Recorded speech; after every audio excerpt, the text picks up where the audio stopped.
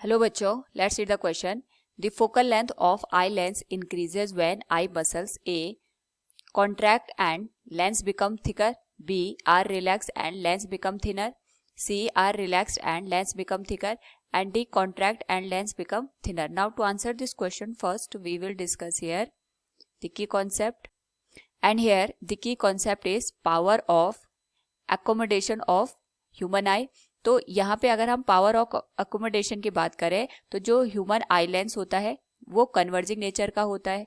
तो अगर हमने यहाँ पे नियर बाय कोई ऑब्जेक्ट रखा है और ये हमारे पास रेटिना हो गया, तो नियर बाय ऑब्जेक्ट से जो भी लाइट रेज आती हैं वो लेंस के थ्रू यहाँ पे कन्वर्ज होती है, और कन्वर्ज होने के बाद ये रेटिना पे जाके फोकस हो जाती है, यानी जो भी हमारे पास इमेज बनती है वो रेटिना पे बनती है.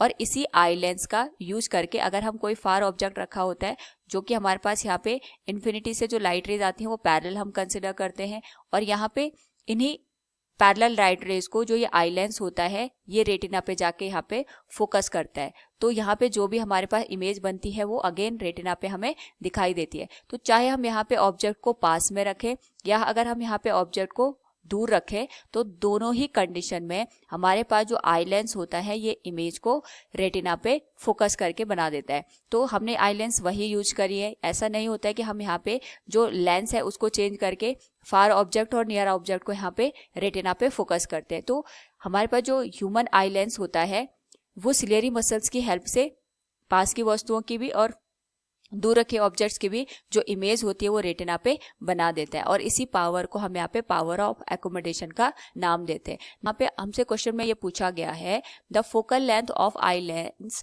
इज व्हेन आई मसल्स, यानी अगर हमें यहाँ पे फोकल लेंथ को बढ़ाना होता है उस पर्टिकुलर केस में जो आई लेंस होता है ये किस कंडीशन में हमारे पास यहाँ पे सिचुएटेड होता है. तो अगर हमें यहाँ पे फोकल लेंथ को बढ़ाना है इस पर्टिकुलर केस में, सबसे पहले हमें ये देखना होगा कि फोकल लेंथ हमारे पास तब बढ़ेगा जब हमारे पास यहाँ पे जो लेंस हम यूज कर रहे हैं इसकी जो कन्वर्जिंग पावर होगी ये रिड्यूस हो जाएगी. और कन्वर्जिंग पावर रिड्यूस होने का मतलब ये हो गया कि हमारे पास लेंस जितना थिक होता है उसकी कन्वर्जिंग पावर उतनी ज्यादा होती है. तो हम लिख सकते हैं यहाँ पे जो कन्वर्जिंग पावर होती है that is directly proportional to the thickness of the lens. Now यहाँ पे क्योंकि हमें कन्वर्जिंग पावर अगर डिक्रीज करनी है उस पर्टिकुलर केस में हमारे पास जो फोकल लेंथ होगा वो हमारे पास यहाँ पे इंक्रीज हो जाएगा, यानी जो पावर होती है वी नो दैट जो फोकल लेंथ के इन्वर्सली प्रोपोर्शन में होती है. तो यहाँ से हम ये भी कह सकते हैं जो फोकल लेंथ होगी that is inversely proportional to the thickness of the lens. तो यहाँ से हम ये कंक्लूजन निकाल सकते हैं कि अगर हमें यहाँ पे फोकल लेंथ को इंक्रीज करना है तो हमारे पास जो लेंस की थिकनेस होगी ये कम होनी चाहिए.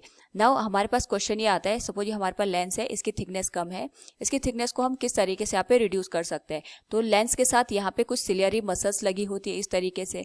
तो जब ये सिलियरी मसल्स यहाँ पे रिलैक्स्ड कंडीशन में होती हैं तो उस रिलैक्स कंडीशन में जो हमारे पास यहाँ पे लेंस होता है इसकी थिकनेस कम हो जाती है, और जब इसकी थिकनेस कम होगी तो इसकी कन्वर्जिंग पावर यहाँ पे रिड्यूस हो जाती है. और जब कन्वर्जिंग पावर रिड्यूस हो जाएगी उस पर्टिकुलर केस में यहाँ पे जो भी लाइट रेज एंटर करेंगी इन द आई लेंस उसके करस्पॉन्डिंग यहाँ पे जो फोकल लेंथ हमारे पास बनेगी वो इंक्रीज हो जाती है. सो इसको हम इस तरीके से ड्रॉ कर सकते हैं. ये लाइट रेज आ गई तो यहाँ पे जो भी लाइट रे आएगी उसके करस्पॉन्डिंग जो फोकल लेंथ होगी वो इंक्रीज हो जाएगी. So from the given question we can say here the focal length of eye lens increases when eye muscles are relaxed and lens become thinner. Option B will be the correct answer. Hope all you understood it. Thank you and best of luck.